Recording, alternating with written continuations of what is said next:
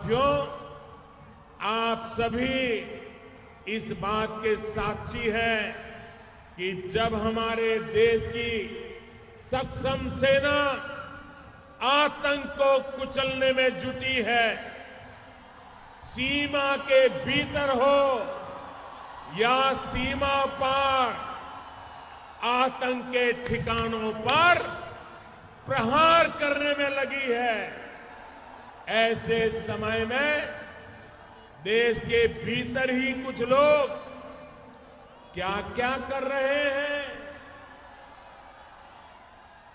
देश की आवाज को, हमारी सेना के हौसलों को बुलंद करने के बजाय वे ऐसी बातें कर रहे हैं जिससे दुश्मनों के चेहरे खिल रहे हैं। पाकिस्तान में टीवी पर उनकी बातें, उनकी तस्वीरें दिखा दिखाकर पाकिस्तान में तालियां बज रही है।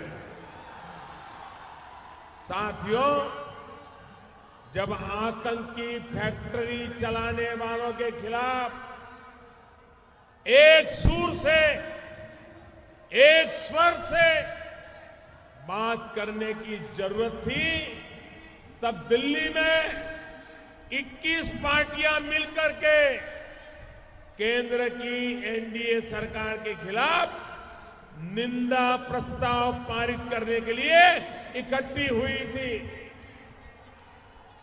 बिहार का, देश का कोई भी सकारात्मक सोच वाला व्यक्ति उनके उस कृत्य को कभी भी माफ नहीं करेगा। करेगा क्या? माफ करेगा क्या? क्या ऐसे समय पाकिस्तान खुश हो ऐसी भाषा बोलनी चाहिए क्या? क्या पाकिस्तान में तालियां बजे ऐसा पाप यहां करना चाहिए क्या? क्या ये शोभा देता है क्या? अब इन्हीं दलों के नेता, हमारे वीर जवानों ने जो पराक्रम दिखाया उस पर संदेह कर रहे हैं। जैसे उन्होंने सर्जिकल स्ट्राइक का सबूत मांगा जा रहा था, अब वो आतंकी ठिकानों को हवाई हमले में खत्म किए जाने का भी सबूत मांगने लगे हैं। साथियों, मैं कांग्रेस और उसके सहयोगी दलों से जानना चाहता हूं कि आखिर वो क्यों हमारे वीर जवानों का मनोबल तोड़ने में लगे हैं। आखिर क्यों कांग्रेस के नेता, उसके सहयोगी दलों के नेता ऐसे बयान दे रहे हैं जिससे देश के विरोधियों को फायदा हो रहा है।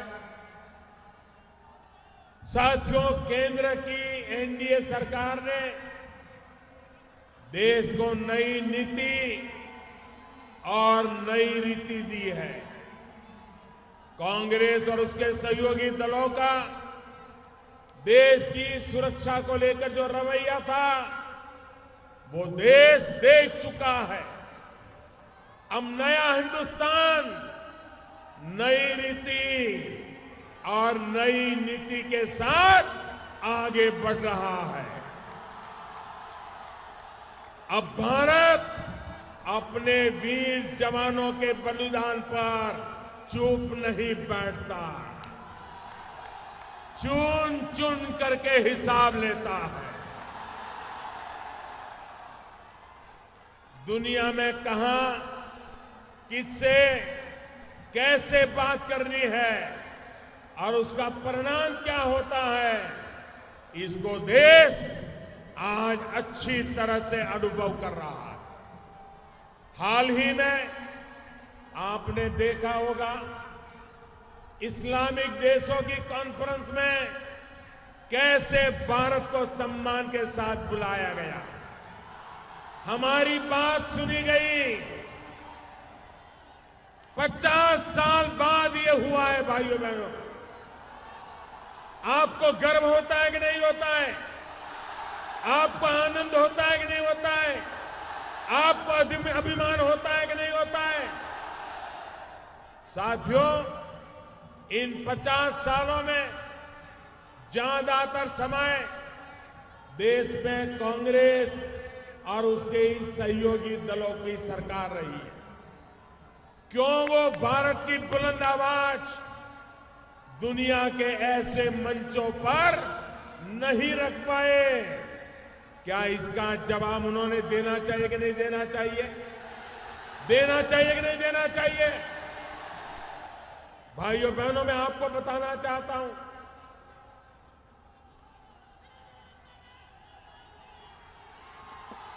अभी हाल में सऊदी अरब ने वहां के क्राउन प्रिंस भारत आए थे, तो उनके सम्मान में भोजन था। तो भोजन पे हम बातें कर रहे थे। बातों बातों में मैंने उन्हें कहा कि देखिए, हिंदुस्तान में तेज गति से आर्थिक विकास हो रहा है, हमारा मध्यम वर्ग का दायरा बढ़ता चला जा रहा है, लोग गरीबी से बाहर आ रहे हैं, तो उनके मन में भी नई नई इच्छाएं जगती है। तो उन्होंने मुझे पूछा क्या? मैंने कहा हमारे मुसलमान भाई अब बड़ी मात्रा में हज के लिए जाना चाहते हैं, लेकिन आपका कोटा कम पड़ रहा है। तो उन्होंने कहा मोदी जी बताइए मैं क्या करूं? मैंने कहा भारत का कोटा बढ़ा दीजिए और आपको खुशी होगी। 2 लाख कर दिया, 2 लाख। दुनिया में किसी भी देश का कोटा नहीं बढ़ा, हमारे देश के मुसलमान हज यात्रा कर सके इसलिए कोटा बढ़ गया। ये भारत की आवाज सुनी जा रही है। इतना ही नहीं, मैंने दूसरी बात कही। मैंने क्राउन प्रिंस से कहा कि भारत के नौजवान सऊदी अरेबिया में रोजी रोटी कमाने आते हैं, मजदूरी करते हैं, काम करते हैं। ज्यादातर हमारे गरीब परिवारों से होते हैं, भले भोले लोग होते हैं, मेहनत करते हैं। ज्यादातर मेरे मुसलमान परिवारों से होते हैं। अब उनसे कुछ छोटी मोटी गलतियां हो जाती हैं, उनको वहां के कानून का पालन नहीं पता होता है और बेचारे जेल चले जाते हैं और सालों तक जेल में रहते हैं। मैंने कहा मुझे आपकी मदद चाहिए। उन्होंने कहा क्या चाहिए? मैंने कहा जल्दी से उनका केस चले और उनको जेल से रिहाई कर दिया जाए। उन्होंने कहा मोदी जी आपने कहा है ना, मैं आज आपको शाम तक जवाब दे दूंगा। आप हैरान हो जाएंगे। सऊदी अरेबिया के क्राउन प्रिंस शाम को राष्ट्रपति भवन में जब हम डिनर पर बैठे थे तो उन्होंने कहा मोदी जी तो कुछ मीठा खा लो। मैंने कहा किस बात का? बोले सऊदी की जेल में भारत के जो 850 लोग थे उनको छोड़ने का मैंने फैसला कर लिया। ये होता है दुनिया के साथ नाता भाई।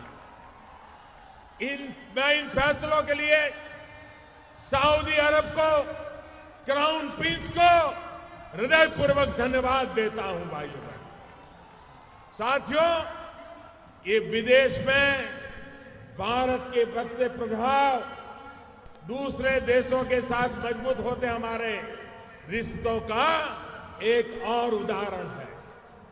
लेकिन ये इसका भी उदाहरण है कि पहले कांग्रेस और उसके साथियों ने किस तरह से देश चलाया है। वोट लेकर के भूल जाने वाले ऐसे लोगों को अब भली भांति देश पहचान गया है।